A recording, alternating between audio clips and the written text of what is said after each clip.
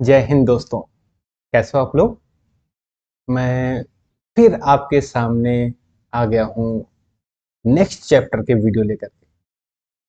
जैसे कि मैंने आपको पिछली वीडियो में first chapter electrostatic charges and field के न्यूमेरिकल्स जो बहुत इंपॉर्टेंट हैं बोर्ड के पॉइंट ऑफ व्यू से, वो मैंने बताए थे। आज हम लोग नेक्स्ट चैप्टर कोशिश करूंगा कि हर चैप्टर पे एक वीडियो आपको मैं प्रोवाइड करूं, जिससे आपको ज़्यादा ज़्यादा भागना ना पड़े। तो आज मैं जो न्यूमेरिकल डिस्कस करूंगा वो होंगे इलेक्ट्रोस्टैटिक पोटेंशियल एंड कैपेसिटेंस, जो आपका सेकंड चैप्टर। न्यूमेरिकल्स भैया खोजने में थोड़ा टाइम लगता है, जो मोस्ट इंपॉर्टेंट हमको लगते हैं वही मैं आपके सामने लेके आता हूँ, इसलिए थोड़ा टाइम लग जाता है वीडियो को प्रोवाइड करने में आपको। तो आप लोग अच्छे से बस न्यूमेरिकल्स का रिवीजन करते रहिए। थ्योरी में आपको पहले वीडियो में दे चुका हूँ, बस आप लोग अच्छे से रिवीजन करिए। तो चलते हैं आज के न्यूमेरिकल्स के ऊपर। पहला न्यूमेरिकल, ध्यान से पढ़िएगा। न्यूमेरिकल्स को सॉल्व करने की टेक्निक यही होती है कि उसको अच्छे से पढ़िए। तो पहला न्यूमेरिकल्स, अ 500 माइक्रोकूलम चार्ज। तो जो गिवन है सबसे पहले वो नोट कर लेता हूं। क्या दे रखा है भैया, क्यू दे रखा है 500 microcoulomb. Charge is at centre of a square of side 10 centimetre, यानी कि इसके सेंटर पे ये स्क्वायर है, इसके सेंटर पे यहाँ पे क्यू रखा हुआ है और इसकी साइड कितनी है आपकी 10 centimetre. Find the work done in moving A charge of 10 microcoulomb between two diagonally opposite two point. देखिए यहां पर एक पॉइंट, यहां पर एक पॉइंट, यहां पर, ठीक है, यानी कि यहाँ पे एक 10 माइक्रोकूलम का चार्ज रखा हुआ है, उसको यहां से ए से बी तक लेके जाने में किया गया वर्क आपको बताना है। तो ध्यान से देखिए कि अगर मैं चारों कोनों की बात करता हूं तो ये इस चार्ज की वजह से यहाँ पे, यहाँ पर, यहाँ पर, यहाँ पे पोटेंशियल क्या होगा, सेम होगा। यानी कि ये पूरा का पूरा क्या बन गया, इक्वी पोटेंशियल सरफेस बन गया। तो इक्वी पोटेंशियल सरफेस पे अगर हम चार्ज को लेके आगे जाते हैं तो कोई भी वर्क हमको करना नहीं पड़ता, क्योंकि उस सरफेस पे आपके हर पॉइंट पे पोटेंशियल क्या होता है, सेम होता है। ठीक है, तो यानी कि इसमें आंसर क्या आएगा, जीरो। कोई वर्क आपको करना नहीं पड़ेगा। क्लियर। चलो भाई आगे बढ़ते हैं। नेक्स्ट न्यूमेरिकल जरा पढ़िए। न्यूमेरिकल्स को रीड करने की हैबिट होनी चाहिए। What is the electrostatic potential due to electric dipole at an equatorial point. देखो भाई, ये अगर डायपोल है, ये माइनस क्यू प्लस क्यू, ये सारे के सारे कोई बोर्ड पेपर में क्वेश्चन आ चुके हैं। कह रहा है कि इस डायपोल की वजह से पोटेंशियल कितना होगा इक्वेटोरियल प्लेन पे, मतलब यहां पर। तो यहाँ पे कितना होगा, अगर मैं यहाँ पे ऐसे लाइन खींच दूं तो यहाँ पर ए पॉइंट बना दूं, तो आपको याद होना चाहिए इक्वेटोरियल प्लेन पे यहाँ पे थीटा कितना बनता है, 90। तो पोटेंशियल कितना हो जाएगा, जीरो। ठीक है, 1/4 P cos theta upon R square. ध्यान करिए, ठीक है। तो वहां से कॉस थीटा 90, कॉस 90 की वैल्यू जीरो। तो इसके भी आंसर क्या आ जाएगा, जीरो। ठीक, चलो अगले बढ़ते हैं। अगले नंबर का रीड करिए जरा। What is the work done in moving a test charge small q through a distance of 1 centimeter along the equatorial axis of an electric dipole? कह रहा है कि एक टेस्ट चार्ज है भैया equatorial axis of electric dipole.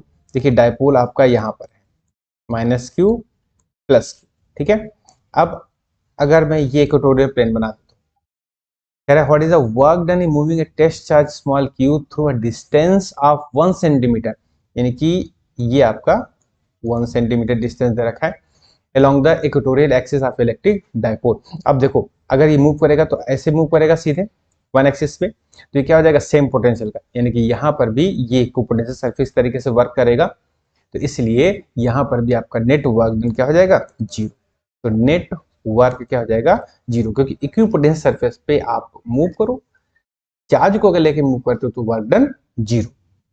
Clear तीनों question. चलो आगे बढ़ते हैं। A hollow metal sphere of radius 5 cm is charged such that potential on its surface, यानी कि ये आपका एक स्फीयर है 5 सेंटीमीटर का, इसके सरफेस पे चार्ज है 10 वोल्ट का। What is the potential at the centre of the sphere? आपको याद रखना चाहिए कि जितना पोटेंशियल उसके सरफेस पे होता है उतना पोटेंशियल उसके सेंटर पे होता है। यानी कि उस स्फीयर के अंदर, जैसे मान लेते हैं ये स्फीयर है, यहाँ पे है 10 वोल्ट, तो चाहे यहाँ पे ले लीजिए, चाहे सॉरी चाहे आप यहाँ पे ले लीजिए, चाहे यहाँ ले लीजिए, चाहे यहाँ पे ले, किसी पर भी पॉइंट पे ले लीजिए, इस पूरे स्फीयर में आपका जो पोटेंशियल होगा वो 10 वोल्ट ही होगा। क्लियर?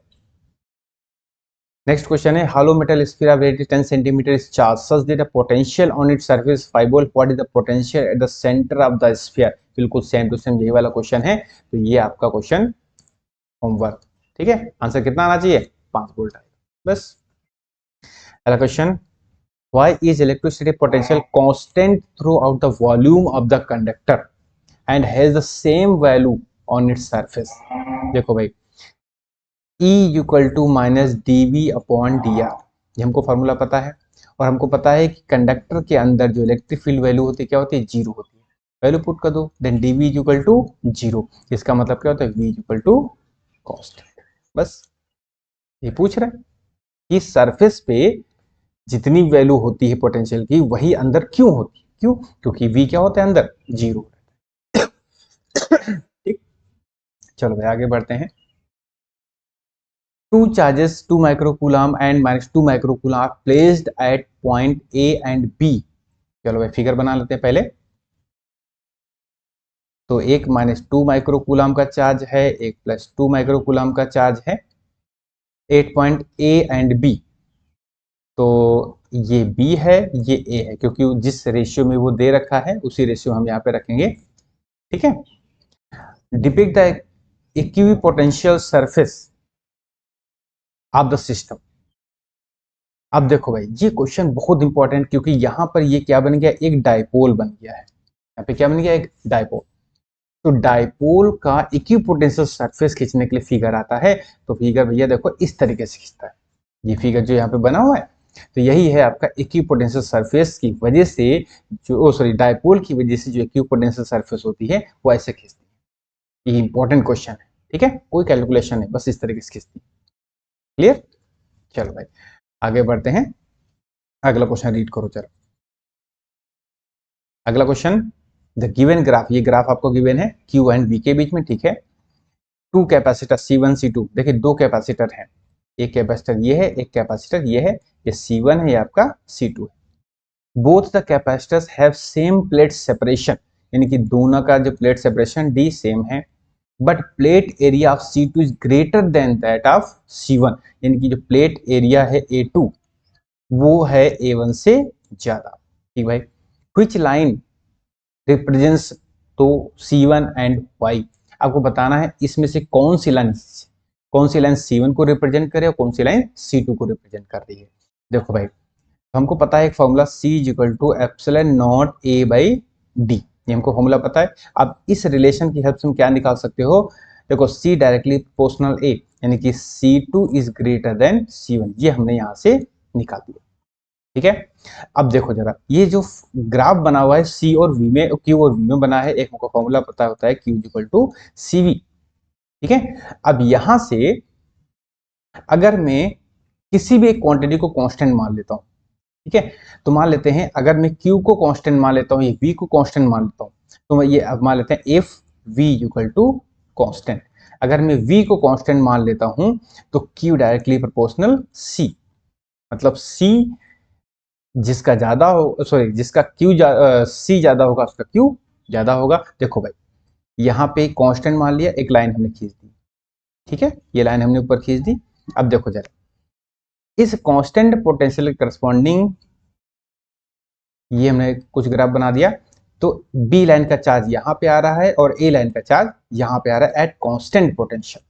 ठीक है, अब देखो यानी कि जो ए लाइन के करस्पॉन्डिंग है वो चार्ज ज्यादा आ रहा है, इसका मतलब चार्ज ज्यादा है तो C ज्यादा होगा। ज्यादा C किसका है? C2, मतलब ये ऊपर वाला लाइन C2 को रिप्रेजेंट कर रही है और नीचे वाला लाइन C1 को रिप्रेजेंट कर रही है। क्लियर? बस यहीं से सीधा क्लियर हो जाता है कि कौन सी लाइन C1 को, कौन सी लाइन C2 को। दिक्कत? चलो आगे बढ़ते हैं। अगला क्वेश्चन रीड करिए। क्वेश्चन बहुत आसान है और ये सारे क्वेश्चन भी आपके बोर्ड पेपर में कहीं ना कहीं आ चुके हैं, ठीक है। चलिए आगे बढ़ते हैं। A charge Q is moved from point A above a dipole of dipole moment P to a point B. The B below the dipole in equatorial plane without acceleration. Find the work done in the process. देखो यहाँ पे ये आपका जो है ये dipole है, ठीक है। अब कह रहा है कि चार्ज जो है वो मूव कर रहा है फ्रॉम ए पॉइंट ए यहां से और बी की तरफ, नींद की ऐसे मूव कर रहा है। आपको पता होना चाहिए कि ये तो इक्वेटोरियल कंडीशन हो गई। यहाँ पे पोटेंशियल क्या होता है, जीरो। पोटेंशियल जीरो होता है, यानी कि ये तो जीरो होता है। और फॉर्मूला क्या होता है, W equal to Q B. इसमें वैल्यू पुट करोगे तो डब्ल्यू इक्वल टू क्या आंसर आएगा, जीरो। मतलब कोई वर्क नहीं करना पड़ेगा। क्लियर। देखो बहुत आसान आसान से क्वेश्चन है। क्वेश्चन देख रहे हो कि क्वेश्चन में वर्ड्स ज्यादा यूज हो रहे हैं, लेकिन क्वेश्चन के अंदर कोई दम नहीं, ठीक है। अगला क्वेश्चन देखो भाई। अगला क्वेश्चन कह रहा है कि द 2 पॉइंट चार्जेस Q1, ठीक भाई, एक चार्ज ये हो गया, एक चार्ज ये हो गया, are separated by distance 60 centimetre. ठीक भाई, बना लेता हूँ फिगर। ये हो गया दो, तो Q1 और Q2 वैल्यू वहां लिखी हुई है। सेपरेटेड बाय 60 सेंटीमीटर, यानी कि 60 सेंटीमीटर ये दूर है, ठीक भाई। पूछना है, पूछ क्या रहा है, find at what distance from first charge would the electric potential be zero. कह रहा है Q1 से कितनी डिस्टेंस पे इलेक्ट्रिक पोटेंशियल जीरो होगा। मैं मान लेता हूं कि यहां पर ये x डिस्टेंस है, यहां पे पोटेंशियल जीरो होगा, तो Q1 से x हो गया। तो इधर से देखिए 60 सेंटीमीटर है, इसको पहले हमको मीटर में चेंज कन्वर्ट करना पड़ेगा। तो ये हो जाएगा आपका, इधर हो जाएगा 60/100 माइनस x, ठीक है। तो ये डिस्टेंस हो गई। अब Q1 की वजह, इसको हम P मान लेते हैं, तो potential at P due to Q1 निकाल लीजिए, ये हो जाएगा V1। और potential at P due to Q2 निकालो, ये हो जाएगा V2, ठीक है। तो हमको क्या करना है, यहाँ पे पोटेंशियल जीरो दिखाना है। व्हाट वीडियो पोटेंशियल जीरो, यानी कि V1 plus V2 is equal to zero, यानी कि दोनों का पोटेंशियल जोड़ तो कितना बराबर आना चाहिए, जीरो। क्योंकि क्या कह रहा है, इलेक्ट्रिक पोटेंशियल बी जीरो, ठीक है, हो जाएगा। फिर कह रहा है also calculate electrostatic potential energy of the system. तो इसका फॉर्मूला होता है भैया U इक्वल टू, U है ये आपका, U equal to 1/4 pi epsilon naught Q1 Q2 by R, ठीक है। अब देखो Q1 मालूम आपको, Q2 पता है, दोनों के बीच की डिस्टेंस पता है, सीधे सीधे हम U निकाल लें, तो दिक्कत। चलो आगे बढ़ते हैं, अगला क्वेश्चन रीड करो जरा। बिल्कुल सेम टू सेम क्वेश्चन, लगभग में वैसे ही है। 2 पॉइंट चार्ज, इसको हटा दें, तब तक आप लोग रीड करिए जरा एक बार, ठीक है। क्वेश्चन को रीड करिए, फिर मैं इसको रीड करता हूं। 2 पॉइंट चार्ज, ठीक भाई, एक चार्ज ये, एक चार्ज ये, are separated by distance of 50 centimetre. Find, पहला है find the point on the line joining the charges where the electric potential be zero. ये भी पहले वाले जैसा है। दूसरा है also find the electrostatic potential energy of the system. मतलब ये भी आपका बिल्कुल सेम, यानी कि दोनों पार्ट बिल्कुल ऐसे लगेंगे जैसा मैंने अभी बताया। तो इसका मतलब ये भी क्वेश्चन आपको बिल्कुल होमवर्क हो, ठीक है। अगला क्वेश्चन, ये क्वेश्चन इंपॉर्टेंट है, ये कई बार पेपर में आ चुका है, ठीक है। अरे calculate the work done to dissociate the system of the 3 charges placed on the vertices of a triangle. कह रहा है कि ये ट्रायंगल बना हुआ है, कह रहे इसको तोड़ने के लिए कितनी एनर्जी चाहिए। तो सबसे पहले ये तो जान लें कि इनको बनाने में कितनी एनर्जी लगी।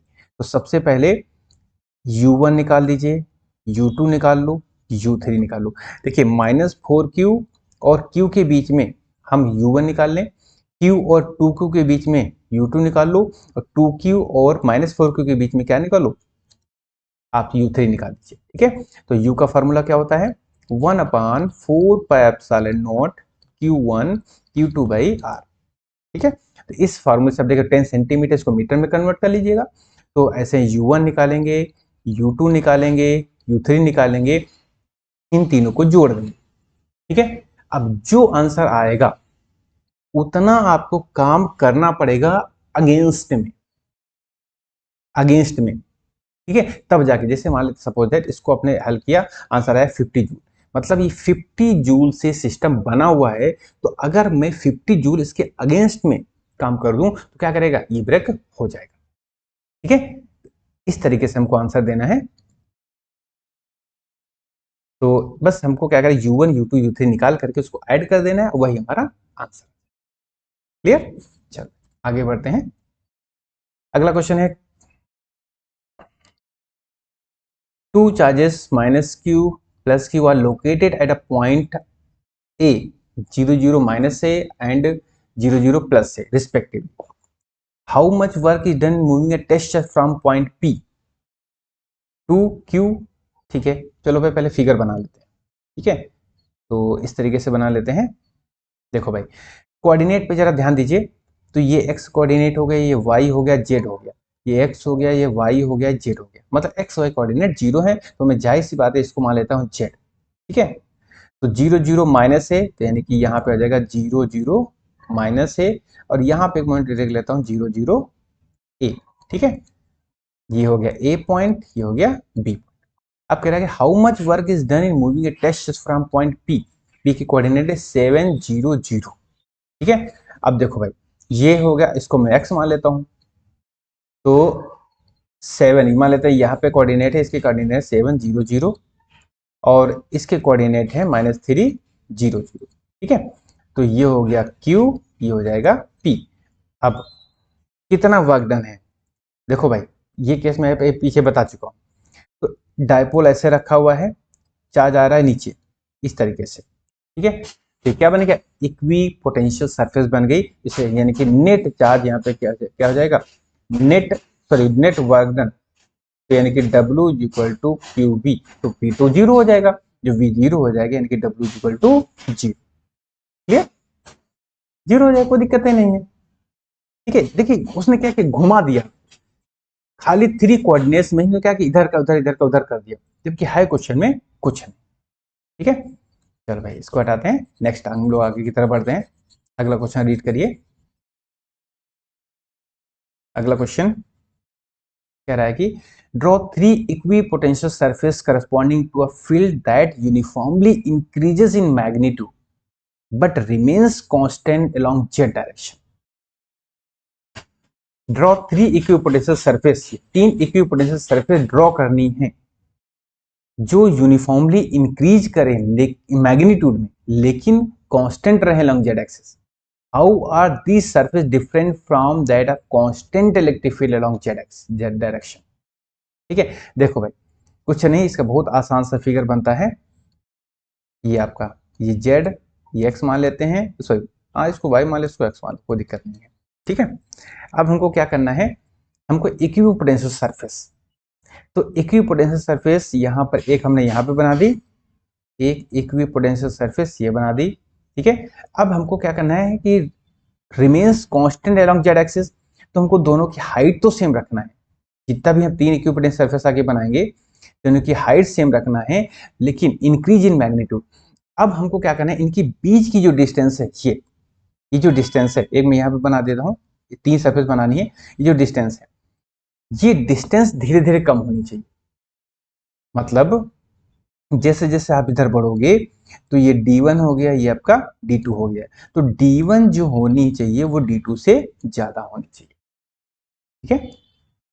क्लियर, कुछ नहीं है, बस आपको ये 3 इक्विपोटेंशियल सरफेस बनानी है, बस इस तरीके से कि ये पहली हो गई, ये दूसरी हो गई, ये तीसरी, इनकी तीनों की जो हाइट है वो सेम रखनी है, और जैसे जैसे आगे बढ़ेंगे z एक्सिस में उनके बीच की जो डिस्टेंस है वो कम होती जाएगी, जिससे क्या होगा, उसका मैग्नीट्यूड हमारा जो है बढ़ता चला जाएगा।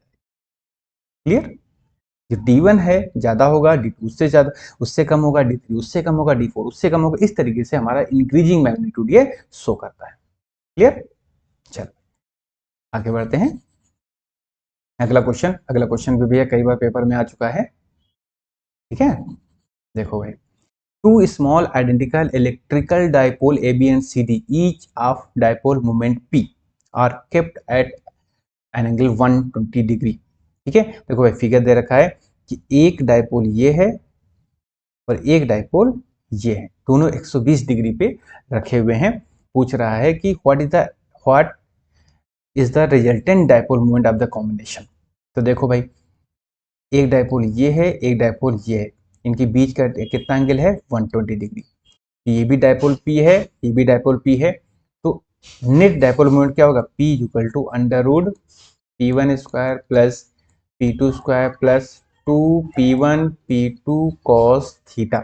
सीधे सीधे हम इस फॉर्मूले का यूज करेंगे और हमारा आंसर आ जाएगा। ठीक है, तो हमारा पहला यहाँ तक आ गया कि नेट डायपोल मोमेंट कितना होगा, ये हमने बता दिया यहाँ पे। अब कह रहा है कि if this system is subjected, देखो यहाँ पे ये हो गया हमारा, इधर ये रिजल्टेंट डायपोल मोमेंट P निकाल दिया हमने। अब कह रहा है कि if this system is subjected to the electric field E along Z axis, यानी कि इलेक्ट्रिक फील्ड ये है आपकी, then what will be the magnitude and direction of torque along this, यानी कि टाउ निकालना है। टाउ का फॉर्मूला क्या होता है, PE sin थीटा। ठीक है, PE sin थीटा। तो अब देखो जरा, ये हो गया बीच, ये जो रिजल्टेंट आया है वो आपका ये होता है 60 डिग्री। ठीक है, तो ये कितना हो जाएगा 30, ये कितना हो जाएगा 30, यानी कि यहाँ पे थीटा कितना हो जाएगा 30 डिग्री। तो देखो P हमारा यहाँ से निकल आएगा और E तो E ही रहेगा, क्योंकि E तो कुछ वैल्यू देने रखी, तो E रखो यहाँ पे, तो हमको P यहाँ से पता हो जाएगा, E हमको E रखना है, साइन थीटा की वैल्यू पता है, तो टाउ इक्वल टू सीधे सीधे आंसर आ जाए। क्लियर, कोई दिक्कत हो बता दीजिए। ठीक है, तो सीधे कुछ नहीं करना है, देखो पहले वाले कंडीशन से हमने P की वैल्यू निकाली, E को E ही रखा, थीटा को 30 डिग्री रखा और सीधे सीधे इस फॉर्मूले में पुट कर दिया PE sin थीटा और तुरंत हमारा आंसर आ जाएगा। Clear, next question, figure sol. अब देखो कभी भी फिगर पे मत जाइए कि नहीं यार ये बहुत कठिन होगा, बट बहुत आसान होते हैं। देखो भाई, figure shows to identical capacitor C1 and C2 each of 2 microfarad, यानी कि दो कैपेसिटर हैं। ठीक है, और ये आपके कितने हैं, 2 माइक्रोफैरड कैपेसिटर के हैं। ठीक भैया, उसका कनेक्टेड 5 वोल्ट बैटरी, यानी कि देखो 5 वोल्ट की बैटरी से कनेक्टेड है। एक कैपेसिटर ये है, एक कैपेसिटर ये है। ठीक भाई, initially switch S is left open and dielectric slab of dielectric constant K are inserted to fill completely the space between the plates of two capacitors. How will the charge and देखो charge पूछ रहा है कैसे vary करेगा, and electric and potential difference between the plates of the capacitor be affected after the slab are inserted. ठीक है, तो अगर आपको मेरे पिछली वीडियो देखे होंगे तो मैंने बताया था कनेक्टेड एंड डिसकनेक्टेड वाला केस। तो देखो जरा, जब ये केस, ये स्विच ओपन होगी तो C1 वाला जो केस होगा कनेक्टेड, क्योंकि ये अभी भी कनेक्टेड है इस बैटरी से, और ये वाला क्या हो गया डिसकनेक्टेड के केस, यानी कि कनेक्टेड केस हो गया C1, डिसकनेक्टेड का केस हो गया C2। जब कनेक्टेड रहेगा जो V होगा वो जो पहले था वही बाद में रहेगा, और इसमें जो चार्ज होता है वो सेम रहता है। ठीक है, तो हमको पूछ रहा है कितना होगा। ठीक है, तो देखो भाई, सबसे पहले तो इसमें डाइलेक्ट्रिक कांस्टेंट K, ये मटेरियल ऐड कर दिया गया है, तो C निकाल लो। सबसे पहले C इक्वल टू क्या होता है K इंटू सी के, तो C डैश C तो बढ़ जाएगा, तो C1 के केस में निकाल लो। पहले देखो इसको अलग निकाल, तो सबसे पहले C1 के केस में निकालो, कितना जाएगा 5 इंटू 2, यानी कि हो जाएगा 10 माइक्रो फैरेड। ठीक है, तो इंसर्ट करने के बाद C हो गया, तो C2 निकाल लो, तो हो जाएगा 5 इंटू 2 यानी कि 10 माइक्रो फैरेड। ठीक भाई, उसके बाद हमको निकालना है हाउ द चार्ज। ठीक है, तो चार्ज क्या होता है Q is equal to CB, ये होता है। ठीक है, अब देखो, अब हम C1 के लिए बात कर लेते हैं।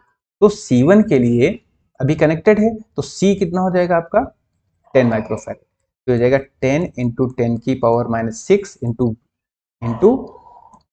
को यहाँ से हटाओ। ठीक है, इंटू और V कितना है आपका 5, तो यानी कि आ जाएगा 50 माइक्रो कूलम।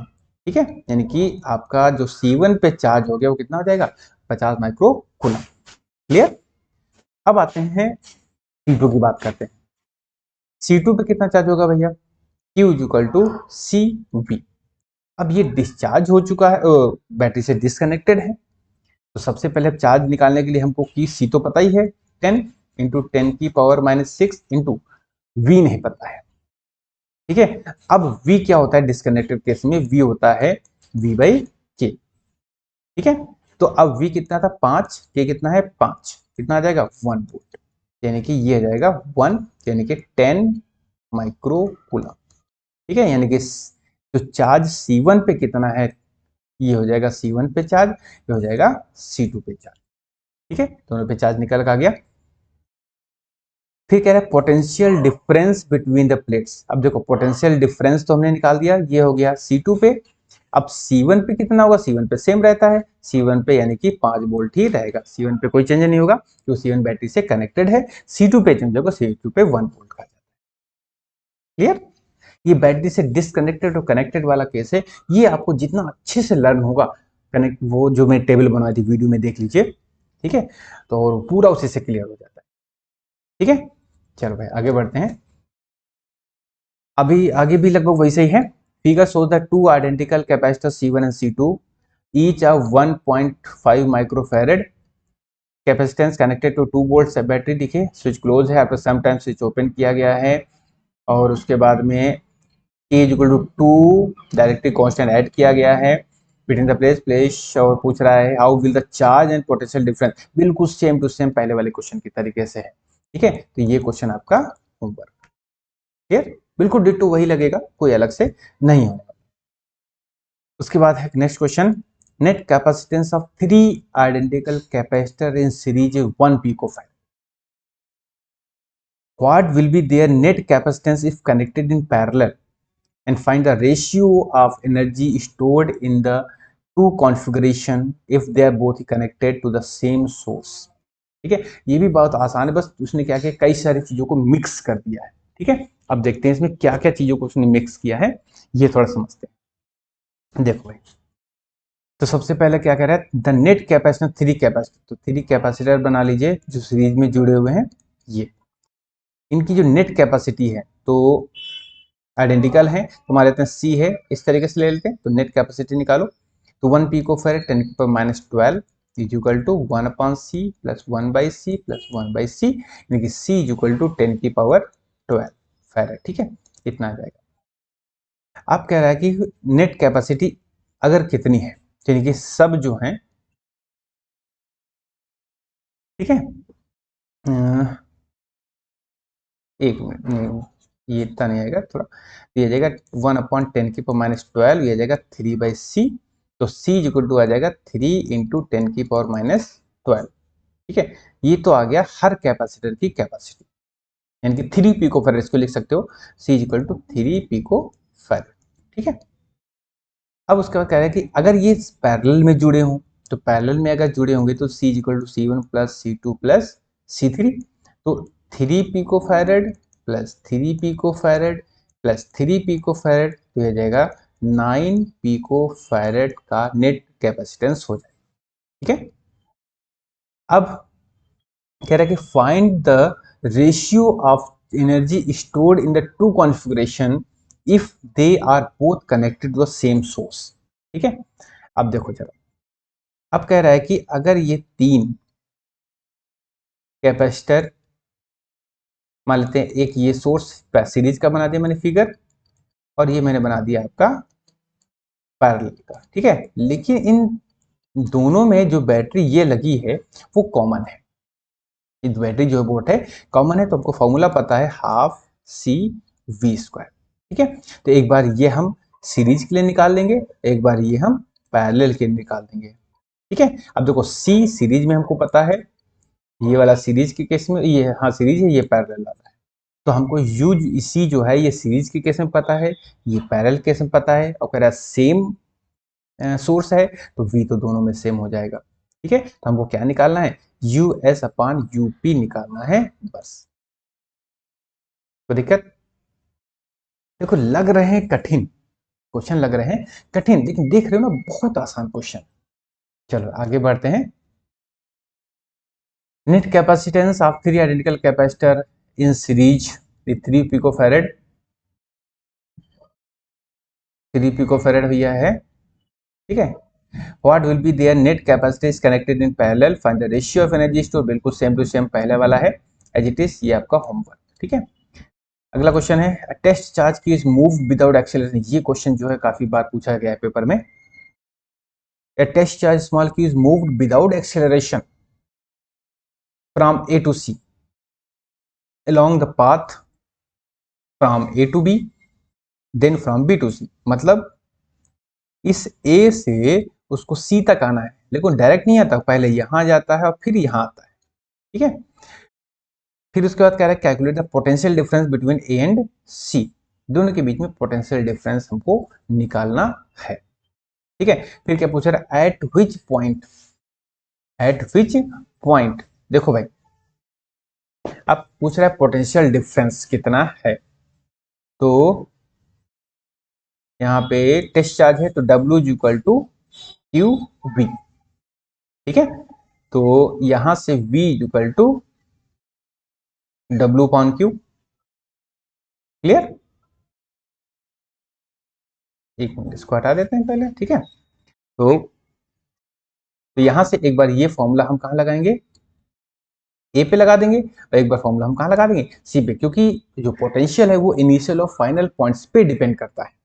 इनिशियल जो है फाइनल, इनिशियल और फाइनल पॉइंट्स पे डिपेंड करता है। ठीक है, तो कितना हमको potential difference A and C के निकालना है, तो potential difference V A minus V C.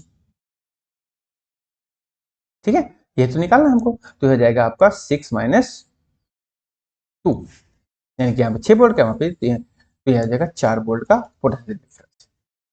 ठीक है, क्योंकि हम किधर से किधर जा रहे हैं, हम जा रहे हैं ए से सी की तरफ जा रहे हैं। ठीक है, और फिर कह रहा है at which point electric potential more, क्योंकि direction of electric field gives the direction of decreasing potential, तो इसलिए जैसे हम इलेक्ट्रिक फील्ड की डायरेक्शन जिधर आगे बढ़ते जाएंगे वो डिक्रीजिंग पोटेंशियल को शो करता है। इसका मतलब ए पे पोटेंशियल कम है, सी पे पोटेंशियल ज्यादा है, यानी कि एट सी, सी पे पोटेंशियल आपका ज्यादा होगा, ए पे पोटेंशियल कम होगा। ठीक है, क्लियर हो गया। चलो आगे बढ़ते हैं। अगला question, an electric dipole is held in a uniform electric field. ठीक भाई, so the net force acting on it is zero. देखो भाई डायपोल पहले बना लेते हैं, ये माइनस क्यू, ये आपका प्लस क्यू, तो नेट चार्ज इस पे जोड़ लो भैया। नेट चार्ज कितना होता है, नेट चार्ज होता है जीरो। तो अब फोर्स क्या होता है, F is equal to Q E, जब क्यू जीरो है तो नेट फोर्स कितना हो जाएगा आपका जीरो। ठीक है, तो पहला वाला हमारा जो आंसर है आपका, ये चीज सॉल्व हो जाता है। फिर कह रहे हैं dipole is aligned parallel to the field, find the work done in rotating it through the angle of 180 degree. यानी कि डायपोल जो है वो पैरेलल है, यानी कि theta is equal to zero पे है, थीटा 1 जीरो है, फिर इसको कितना कर दिया गया, 180 डिग्री रोटेट कर दिया गया। तो अब बताओ कितना काम करना पड़ा, तो आपको फॉर्मूला पता होना चाहिए, minus P E cos theta 2 minus cos theta 1।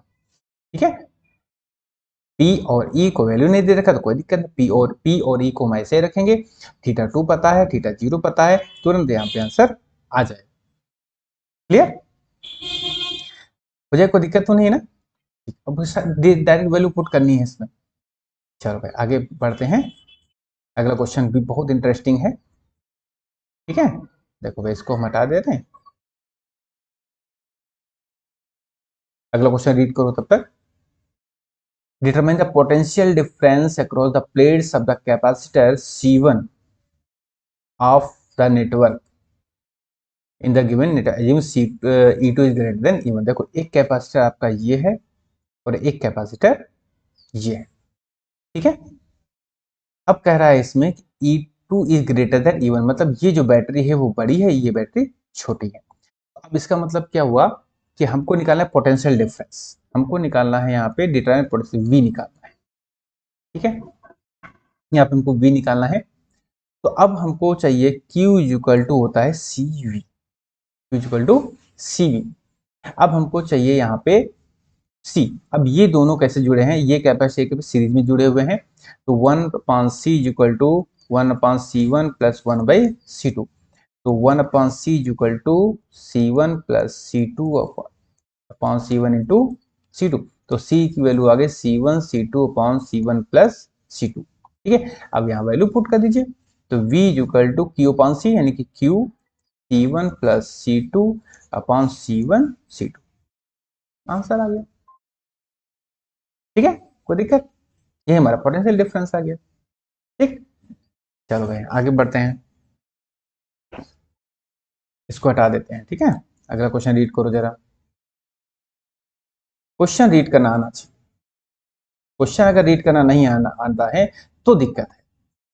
ठीक है, a network of 4 capacitor, each of capacitance 15 microfarad, is connected across a battery of 100 volt as shown in figure. Find the net capacitance and the charge on the capacitor C4। अब यहाँ पे figure कुछ इस तरीके से बनता है, इस तरीके से। ठीक है, ये आपका है इस तरीके से, यहाँ पे एक बैटरी जुड़ी हुई है ये, तो इसको हम ऐसे मान लेते हैं, ये C1 C2 C3 और ये C4। ठीक है, सब 15-15 के हैं, 100 वोल्ट की बैटरी है ये।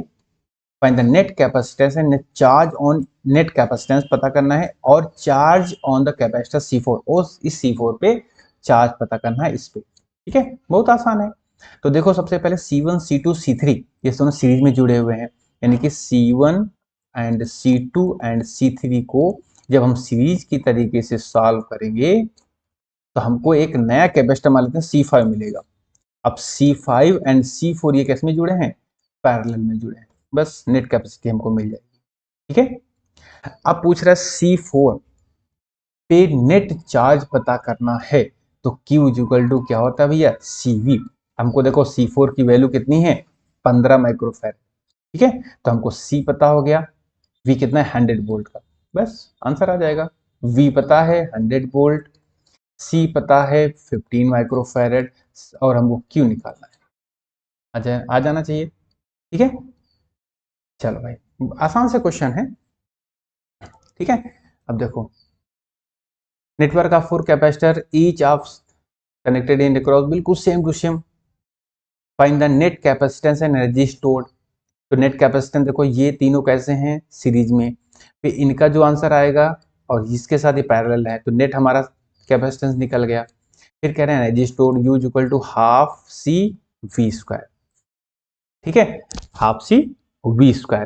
तो कह रहे हैं कि the energy stored in each capacitor. ठीक है, तो सबसे पहले हमको हर एक कैपेसिटर के क्रॉस एनर्जी स्टोर निकालना है। तो देखो जरा फॉर्मूला यही लगेगा। अब यहाँ पे U is equal to half C V square, C तो हमको सबको पता है, V नहीं पता है। तो देखो जरा, ये ये कॉम्बिनेशन और ये कॉम्बिनेशन पैरेलल में है। तो देखो C4 के क्रॉस 60 वोल्ट का है, तो हम C4 में कितनी एनर्जी स्टोर होगी डायरेक्ट निकाल सकते हैं, V इक्वल टू 60 वोल्ट करके। तो यहाँ पे हम निकाल देंगे 60 वोल्ट, तो यहाँ से हमको निकलेगा C4 के अगेंस्ट कितने, C4 में कितनी एनर्जी स्टोर हो। अब C1 C2 C3 में पोटेंशियल डिफरेंस को निकालना है। ठीक है, अब यहाँ पे क्या होता है? यहाँ पे चार्ज सेम होता है। ठीक है, तो यानी कि पैरेलल में है, यहाँ पे चार्ज सेम होता है, तो यहाँ पे हमको चार्ज निकाल लेना है सबसे पहले। तो Q इक्वल टू CV का फॉर्मूला यूज करो आप। ठीक है, या पोटेंशियल डिफरेंस ही निकाल लो, कोई दिक्कत नहीं है। तो सबसे पहले हमको क्या करना है?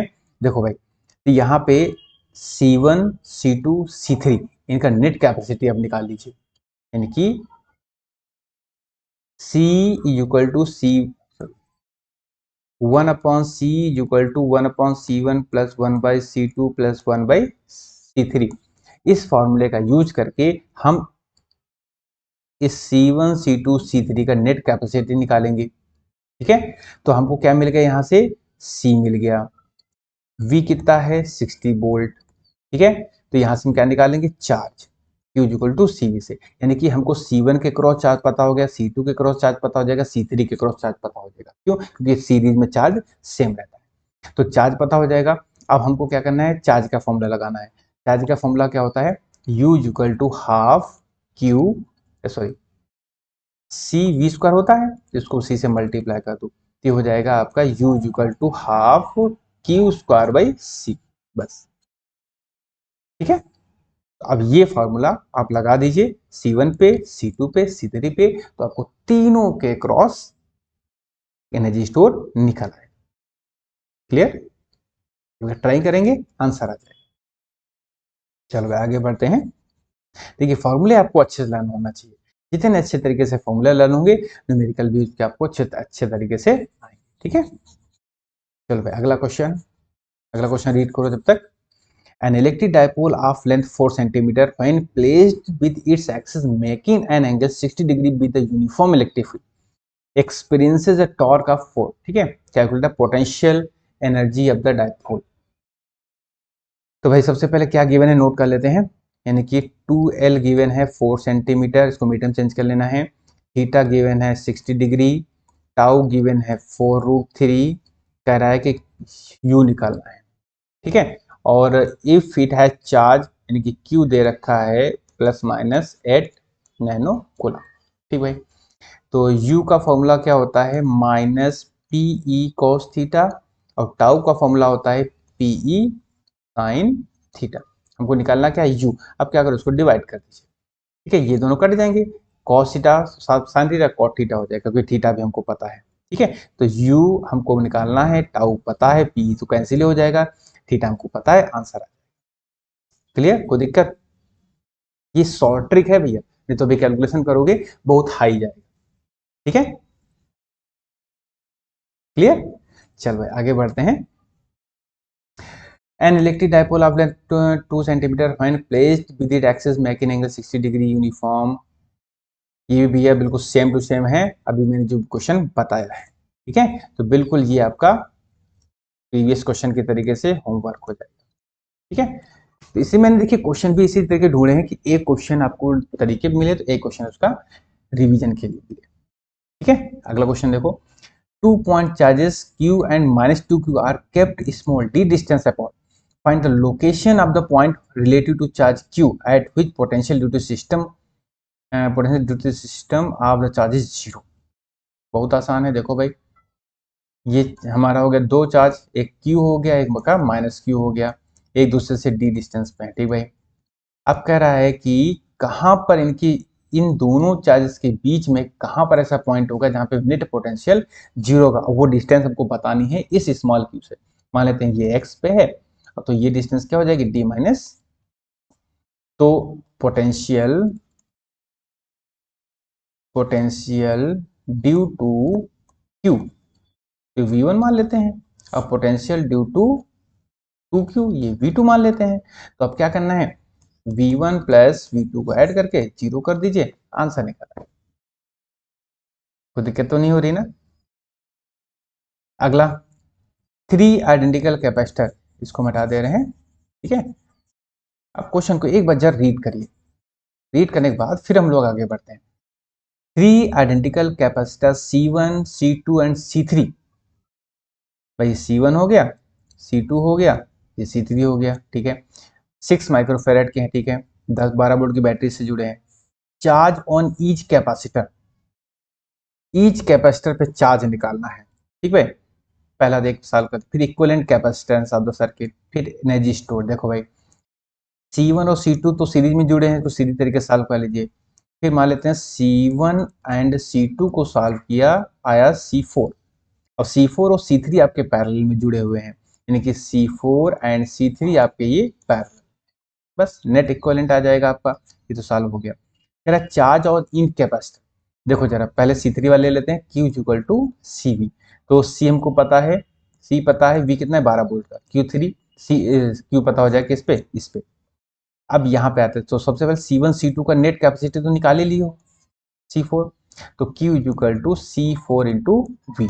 C4 हमको पता है, V का पता है 12 वोल्ट का, Q पता हो जाएगा। वही Q यहाँ पर भी रहेगा, V Q वही Q यहाँ पर भी रहेगा। क्यों? क्योंकि पैरेलल में Q क्या होता है, सेम होता है, सॉरी सीरीज में Q होता है सेम होता है। ठीक है, energy stored in the network of the capacitor, इस नेटवर्क में कितनी एनर्जी होगी, तो देखो नेट C हमने निकाल लिया है यहाँ से, U equal to half C V square, तो नेट C तो हमने निकाल ही लिया है, V हमको 12 वोल्ट पता है, सीधे सीधे आंसर आ जाएगा। ठीक, देख रहे हो बहुत आसान है, कुछ नहीं है। ठीक है, चल भाई आगे बढ़ते हैं। The equivalent capacitance, the combination between A and B given figure दे रखा है, दो कैपेसिटर है, calculate the capacitance of the capacitor C. कह रहा है कि ये जो सर्किट दिया हुआ है इसका नेट इक्विवेलेंट कैपेसिटेंस कितना है, 4 माइक्रोफेरेड। ये सीरीज में है, एक का बता दिया, दूसरे को बताना है, यानी कि 1/20 microfarad plus 1/c equal to 1/4 microfarad. बस हमको सी की वैल्यू निकालनी है, आंसर आ जाएगा, सॉल्व करना है। ठीक है, फिर कह रहे हैं calculate the charge on each capacitor if 12 volt battery is connected. अब यहाँ पे अगर हम 12 वोल्ट की बैटरी जोड़ दें तो नेट सी तो हमने निकाल लिया हो, वी हमको पता हो गया, Q equal to C B, और क्यू पैरेलल में सेम रहता है तो सभी पे चार्ज हमको पता हो जाएगा। What will be the potential drop across each capacitor. तो देखो भाई, सी हमको हर कैपेसिटर का पता है, वी हमको पता हो गया, सॉरी वी निकालना है, क्यू हमको पता हो गया सेकेंड पोर्शन से। ठीक है, क्यू पता है, सी पता है, तो पहले वाले पे हमको क्यू इक्वल टू सी भी तो फॉर्मूला लगाना है, वी हमको पता करना है, क्यू पता है, सी पता है, वी निकालना है। क्लियर, बहुत आसान से क्वेश्चन है, बस है क्या, जितने अच्छे से आपको फॉर्मूले लर्न होंगे उतने अच्छे से आपको चीजें आपको समझ में आती है। ठीक है, अगला question, two parallel plate X and Y capacitor X and Y have the same area. ठीक भाई, जिनके दो कैपेसिटर हैं, ये एक्स है और एक ये वाई है, दोनों का प्लेट एरिया सेम है। ठीक, ले लिख दिया भाई, and same plate separation D भी दोनों में सेम है। X has air between the plates and Y contains a dielectric medium, यानी कि यहाँ पे एयर है और यहाँ पे के कितना है आपका 4। Calculate capacitance of each capacitor if equivalent capacitance of the combination of 4 microfarad. ये पैरेलल में जुड़े हैं, देखो भाई, देखो ना, यहाँ पे कह रहा है टू पैरेलल कैपेसिटर, अब कह रहा है कि calculate capacitance of each capacitor. देखो इसकी अगर सी है तो इसका क्या हो जाएगा आपका 4c हो जाएगा। तो अब ये दोनों पैरेलल में जुड़े तो 1/c plus 1/4c equal to 1/4 microfarad. बस इसको सॉल्व कर लीजिए, सी की वैल्यू निकाल लीजिए, आंसर आ जाएगा।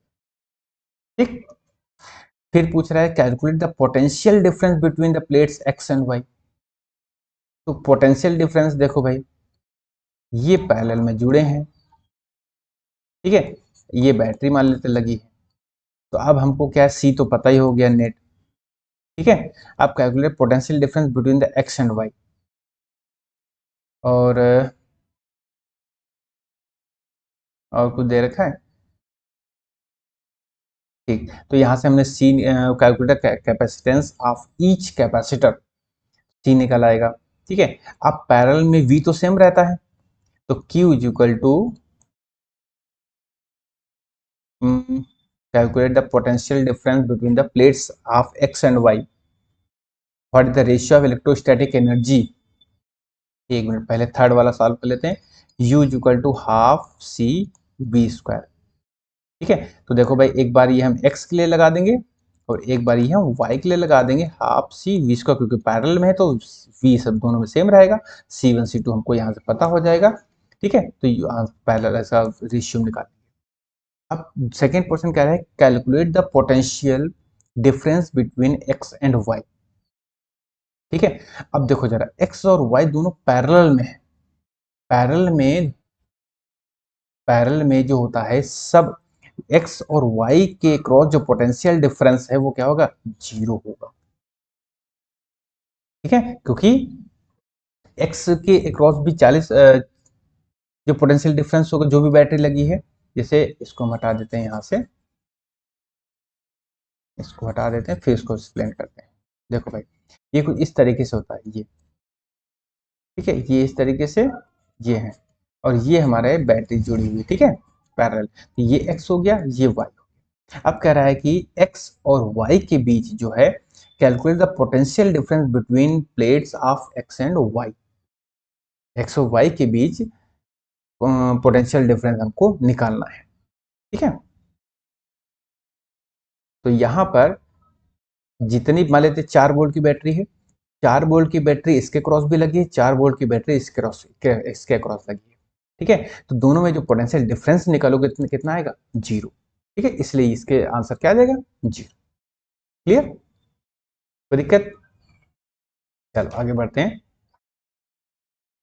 Parallel plate capacity charged bye battery. After some time, the battery is disconnected and a dielectric slab of dielectric constant K is inserted. How much?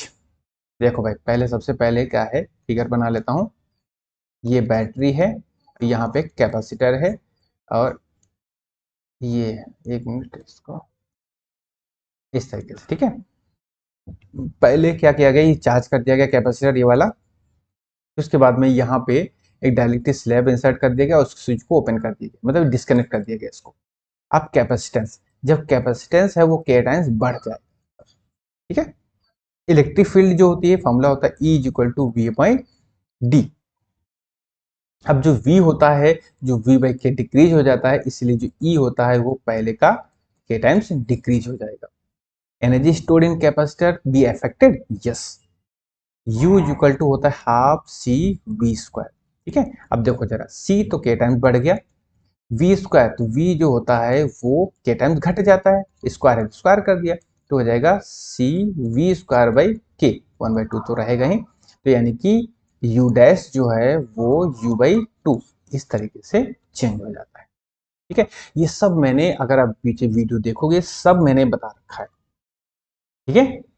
कोई कुछ नहीं गड़बड़ है, बस क्या आपको पीछे से रिवाइज कर लेना, वो वीडियो जरूर देख लेना है, आपको कनेक्टेड डिसकनेक्ट का केस बहुत आसानी से समझ में आ जाएगा, ठीक है। अब देखिए नेक्स्ट 32 क्वेश्चन बिल्कुल डिटो वही है, ठीक है। तो आपको ये क्वेश्चन भी बिल्कुल एज इट इज वैसे हैं, कोई दिक्कत नहीं, ये आपका होमवर्क है। अगला क्वेश्चन, ठीक, अगला आगे बढ़ते हैं। A network of 4 capacitor each of 12 microfarad capacitance is connected to a 500 volt, ठीक है। डिटरमाइन, ये भी मैंने बता चुका हूं अभी कि इक्विवेलेंट कैपेसिटेंस, सबसे पहले इनको तीनों को सीरीज के तरीके से, फिर जो भी इन इन तीनों को आंसर आएगा उसको और इसको पैरेलल के तरीके से सॉल्व कर लेंगे, पहला वाला आंसर आ जाएगा। फिर कह रहे हैं चार्ज ऑन ईच कैपेसिटर, ठीक है। तो सबसे पहले C4 की बात करते हैं, Q is equal to CV। C आपको पता है, V है 500 वोल्ट, तो हमको C4 पे Q पता हो जाएगा। तो C1 C2 C3 का इक्विवेलेंट निकाल लो, वो बता लेते हैं। मान लिया C5 आया है, इंटू V से मल्टीप्लाई कर दीजिए, Q निकला है। वही की तीनों के क्रॉस सेम रहेगा, क्यों? क्योंकि सीरीज में जो Q होता है वो सेम रहेगा, ठीक है। अगला वाला क्वेश्चन भी बिल्कुल डिटो वही है, तो ये आपका होमवर्क, क्लियर। आगे बढ़ते हैं। Capacitor of unknown capacitance is connected across a battery V volt. The charge stored in its 360 microcoulomb and potential difference across the capacitor reduces to 120. Charge stored in it becomes 120 microcoulomb, ठीक है। The potential V in a known capacitance C, what will be the charge stored in the capacitor? The voltage applied had to increase 120 volt. चलो भाई एक एक करके बढ़ते हैं। कह रहा है कि कैपेसिटर ऑफ अननोन कैपेसिटेंस, ठीक भाई, एक कैपेसिटर है, पता नहीं कैपेसिटी कितनी है इसकी, connected to a battery of V volt, ये आपकी बैटरी से, इसकी V वोल्ट की बैटरी से जुड़ा हुआ है, ठीक है। चार्ज स्टोर इन इट, यानी कि जो इसमें Q इक्वल टू CV है, यानी कि कितना है 360 micro coulomb. Potential difference across the capacitor is reduces, यानी कि पहले V था, V अब कितना हो गया, V माइनस 120। चार्ज जो स्टोर है वो कितना हो जाता है, कैपेसिटी तो उतनी है, कि जो होता है 120 माइक्रो कूलम, ठीक है। अब क्या करना है, एक इक्वेशन ये बन गए, एक इक्वेशन ये बन गई, दोनों को सॉल्व कर लीजिए, पोटेंशियल डिफरेंस V आ जाएगा, C पता हो जाएगा, पहला सॉल्व हो जाएगा। दूसरा कह रहा है what will be the charge stored the capacitor, charge पूछ रहा है। सी तो हमको पहले पता हो गया, if voltage had applied increase 120, जो भी आंसर V आएगा उसमें क्या करना है, V प्लस 120 कर देना है, बस आंसर आ जाएगा, ठीक है। कोई दिक्कत? चलो आगे बढ़ते हैं। बस जितना कहता चला जाए उतना करते चले, बस बाकी न्यूमेरिकल्स में कुछ नहीं है। आप देखोगे न्यूमेरिकल्स हलवा हैं, ठीक है, बहुत छांट छांट के न्यूमेरिकल्स में लाया हूं आपके लिए। अगला क्वेश्चन है, calculate the amount of work done to dissociate the system of 3 charges. ये अभी मैं न्यूमेरिकल डिस्कस कर चुका हूँ, ये न्यूमेरिक, ये त्रिभुज है, 1 माइक्रोकूलम 1 माइक्रोकूलम माइनस 4 माइक्रोकूलम, ठीक है। अब इसको तोड़ने के लिए कितनी एनर्जी चाहिए, पीछे में डिस्कस कर चुका हूँ, ये क्वेश्चन भी आपका होमवर्क है, ठीक है। आगे बढ़ते हैं। A capacitor of unknown capacitance C is connected across a battery V. The charge stored at 300 microcoulomb when potential across capacitor is reduces to by 100. Just अभी मैं इसको रिवाइज करा चुका हूँ, जस्ट पिछली वाला स्लाइड में। ये भी आपका होमवर्क है, ठीक है। देखिए जो भी क्वेश्चन में यहाँ भले होमवर्क दे रहा हूँ लेकिन करिएगा जरूर। ये नहीं कहना अरे सर तो होमवर्क दे दिए बता नहीं रहे, क्योंकि इससे रिलेटेड मैं पहले क्वेश्चन बता चुका हूँ। अगर नहीं होता है तो बस आप कमेंट करके क्वेश्चन नंबर बता दीजिएगा, सोल्यूशन आपको प्रोवाइड करा दूंगा, ठीक है। उसका कह रहा है two parallel plate capacitor of capacitance C1 C2 such that C1 is equal to 2 C2 are connected across a battery V volt as shown in figure. Initially key kept closed to fully charge the capacitor. The key is now thrown open and dielectric slab insert completely, ठीक है। Net capacitance energy stored combination before after the insert. देखो भाई कह रहा है कि सबसे पहले क्या किया गया है, C1 कैपेसिटी है और ये C1 C2 दो कैपेसिटर हैं, बस इसमें रिलेशन क्या है, C1 is equal to 2 C2, ये दे रखा है वहां पे, ये देखो ये दे रखा है, ठीक है। आप कह रहा है कि सब कुछ ठीक है भाई। Initially the key is kept पे, इसको हमने लगा दिया और ये दोनों चार्ज हो गए। जब फुल चार्ज हो गए अब की को निकाल दिया गया। जब निकाल देंगे दोनों डिस्कनेक्टेड केस हो गए। अब कह रहा है कि इसके अंदर डायलेक्ट्रिक स्लैब यहाँ पे इंसर्ट कर दी थी भाई। अब नेट कैपेसिटेंस निकालना है, तो देखो दोनों एक पैरेलल के हैं, तो 1/C equal to 1/C1 plus, sorry parallel में आपका C equal to C1 plus C2 रहता है फॉर्मूला, ठीक है। तो नेट C हमने निकाल दिया। अब नेट C निकालने के बाद अब यहाँ पे लेकिन देख लीजिएगा ये कि जो C है, क्योंकि यहाँ पर C1 is equal to K हो जाएगा, ठीक है, क्योंकि यहाँ पे K डायलेक्ट्रिक स्लैब आप इंसर्ट कर चुके हो, ठीक है। यहाँ पे क्या हो जाएगा C2 K C2, ठीक है। तो C1 और C2 की वैल्यू ये रखी जाएंगी, उसके बाद फिर हम इसमें रख देंगे, हमारा आंसर आ जाएगा। फिर energy stored in the combination before and after. अब एक बार निकालनी है U, एनर्जी स्टोर निकालनी है डायरेक्टली स्लैब डालने से पहले, तो U का फॉर्मूला क्या होता है, हाफ CV², ठीक है। तो देखो एक बार दोनों को आप पैरेलल में सॉल्व करिए, पहले डायरेक्टली स्लैब इंसर्ट करने से पहले, तो क्या हो जाएगा C equal to C1 plus C2, ठीक है। तो कितना आ जाएगा, तो ये आ जाएगा 3C2, तो C2 को C2 मान लो और C1 कितना है 2C2 के 3C2 आ जाएगा। ये हो गया बिफोर, एंड आफ्टर क्या हो जाएगा इक्वल टू हाफ C। अब देखो K C1 और K C2, ठीक है, K की वैल्यू तो दे नहीं रखी है, ये हो जाएगा आफ्टर में पहले निकाल लो, तो C equal to K C1 plus K C2, तो K C1 की जगह क्या लग 2C2 प्लस K C2, तो हो जाएगा 3K C2, ठीक है। तो ये 3C2 ये 3K C2, बस फॉर्मूला यही लगेगा, ये है बिफोर और ये है आफ्टर, पैरेलल में है इसलिए आपका दोनों में भी सेम रहेगा। क्लियर, तो दिक्कत, तो हमको क्या करना है, बस ये हमको पता हो गया, डायरेक्ट वैल्यू पुट कर देना है, आंसर, ठीक है। Next question, two capacitors of unknown capacitance, two capacitor of unknown capacitance, देखो भाई C1 and C2 are connected first in series then in parallel across a battery 100। देखो भाई फिगर बना लेते हैं, दो कैपेसिटर हैं, ठीक है, इनको पहले बैटरी से जोड़ा गया 100 वोल्ट सीरीज में, फिर इनको जोड़ दिया गया पैरेलल में, ठीक है। ठीक भाई लो पहले जोड़ दिया, energy stored in the to combination is, ठीक, यानी कि पहले है सीरीज में, यानी कि यहाँ पे एनर्जी है आपकी 0.045 और यहाँ पे एनर्जी है 0.25। Determine the value of C1 and C2, हमको C1 एंड C2 की वैल्यू निकालना है, ठीक है। देखो भाई U इक्वल टू क्या होता है हाफ CV², ठीक है। एक बार ये फॉर्मूला इसके लिए अप्लाई करो, U equal to half CV², एक बार ये फॉर्मूला यहाँ अप्लाई कर दीजिए। अब इसके लिए क्या होगा, पैरेलल में C 1/C वाला कॉन्सेप्ट लगाएंगे, ठीक है। यहाँ पे C equal to C1 plus C2, तो एक इक्वेशन यहाँ से बनेगी एक इक्वेशन यहाँ से बनेगी, दोनों को सॉल्व करना है, ठीक है। फिर क्या है, calculate the charge on each capacitor, Q is equal to C V वाला लगा दीजिए इन पैरेलल कॉम्बिनेशन। ठीक है, तो C हमको यहाँ से पता चल जाएगा, V हमको पता है, Q हमको निकालना है। ठीक है, हो जाएगा। बस क्या है कि पहले वाले U equal half C V square से एक इक्वेशन बनेगी और एक इक्वेशन बनेगी U इक्वल टू एक सीरीज इक्वेशन बनेगी, एक पैरेलल इक्वेशन। ठीक है, चलो भाई आगे बढ़ते हैं। अगला आपका क्वेश्चन है calculate the potential difference and the energy stored in the capacitor C2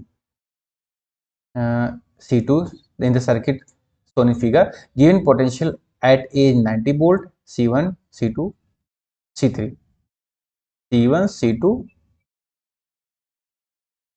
एक मिनट, C1 है आपका, लिख लेता हूँ 20 माइक्रोफेरेड, C2 दे रखा है 30 माइक्रोफेरेड, C3 है 15 माइक्रोफेरेड और पोटेंशियल जो ए है वो 90 वोल्ट की बैटरी से जुड़ा हुआ है। ठीक है, कह रहा है कि एनर्जी स्टोर्ड हमको निकालना है U equal to half C V square. ठीक है, तो C तो हमको पता है भाई, हमको इसके क्रॉस एनर्जी स्टोर निकालनी, V हमको निकालना है कितना, क्योंकि सीरीज में जुड़े हुए हैं। तो सबसे पहले नेट C निकाल लीजिए, इस सर्किट का नेट C निकाल लीजिए। C निकल आएगा, V हमको पता है 90 वोल्ट, Q निकाल लो।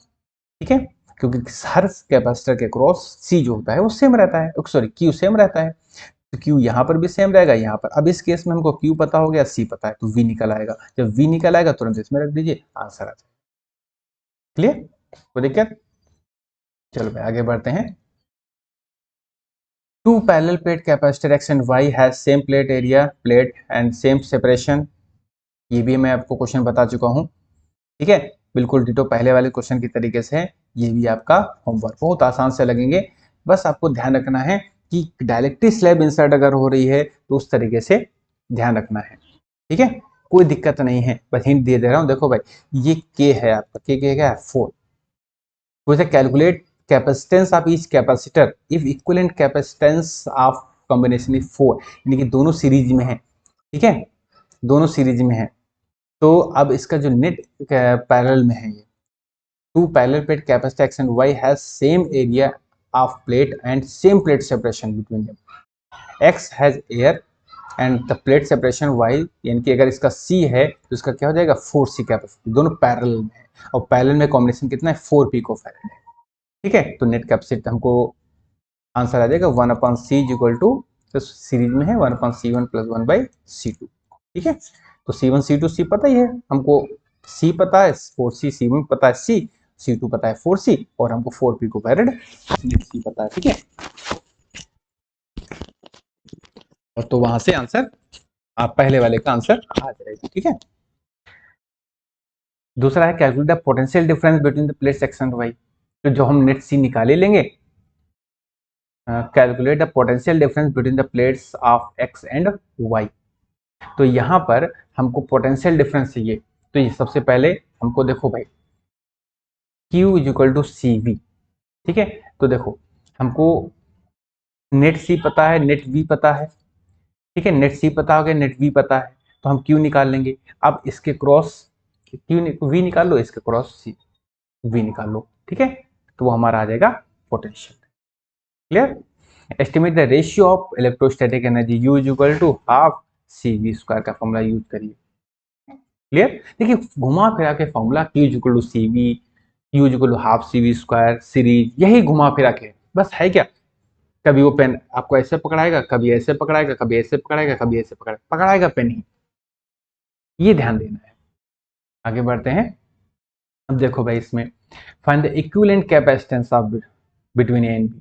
अब देखो ये जो सिस्टम है बीच का, ये 3 पैरेलल में है, ये इस तरीके से इसको आसान से बना दे रहे हैं, ये इस तरीके से,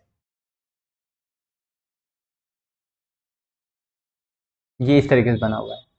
ठीक है, और सभी कैपेसिटर जो है 2 माइक्रोफैरेड के हो जाएगा। नेट कैपेसिटी निकालना। अब कह रहे हैं कि इफ डीसी सोर्स, यानी कि यहाँ पे 7 वोल्ट की बैटरी से जुड़े हैं across A B, how much charge is drawn from the source, यानी कि नेट सी हमको इस सर्किट का पता हो जाएगा, वी पता है, क्यू हमको निकाल लेना है बस। फिर पूछ रहा है कितनी एनर्जी स्टोर है, U equal to half C V square, कुछ बताने की जरूरत है ना आसानी से। चलो अगला question, A 12 picofarad capacitor is connected to a 50 volt battery. ठीक भाई, बनाते चलो, जो कहता चले वो बनाते चलो, ठीक है। ये है 50 वोल्ट की बैटरी, ये है 12 picofarad. How much electrostatic energy stored, U is equal to half CV square। If another capacitor of 6 picofarad connected in series with it, यानी कि अब ये पहला पार्ट हो गया। दूसरा क्या करना है, इसी के साथ में सीरीज में एक और जोड़ दिया गया, ठीक है। ये है 12 का, तब कितना 6 का हो गया। अब कितनी एनर्जी स्टोर होगी, पहला charge store and potential difference, बताने की जरूरत नहीं हो जाएगा, ठीक है। चलो भाई, भाई ये थोड़ा ट्राई करिएगा, सब एक जैसे ही क्वेश्चन है, कुछ नहीं गड़बड़ है, ठीक है। अब देखो मैं क्वेश्चन में पढ़ता हूँ। Two identical capacitors of 12 picofarad each are connected in series across a battery. दो कैपेसिटर हैं,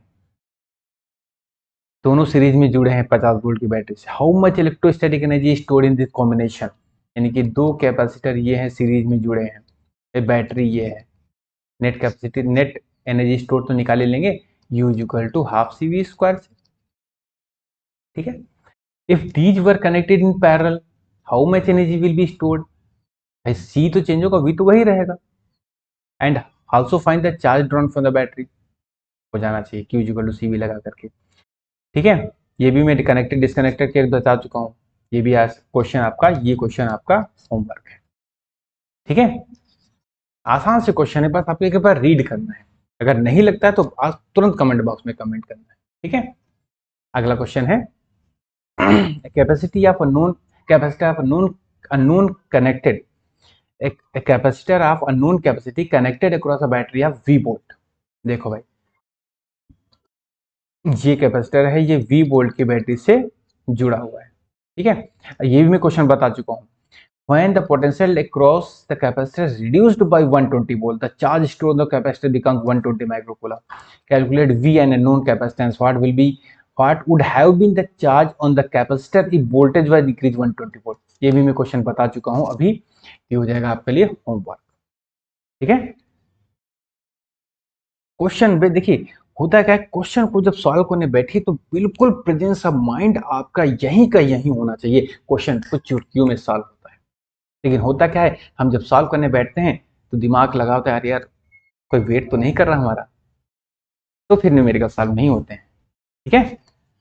अगला question, a capacitor of a known capacitance is connected across a battery of V volt, a charge of 240 picocoulomb is stored in it, find the potential across the capacitor is reduced to 80 volt, the charge stored in the capacitor is 80 picocoulomb।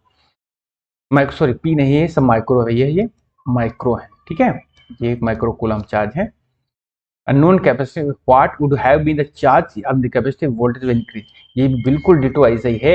ये मैं आपको question homework दे रहा हूँ, देखते हैं कितने लोग हमसे क्वेश्चन पूछेंगे कि सर आपने जो होमवर्क दिए थे वो ये क्वेश्चन नहीं हुए, ये क्वेश्चन हो गए, ठीक है। क्योंकि बेटा मेहनत लगती है क्वेश्चन को ढूंढने में, और ये सारे क्वेश्चन आपके क्वेश्चन पेपर में आ चुके हैं, ठीक है।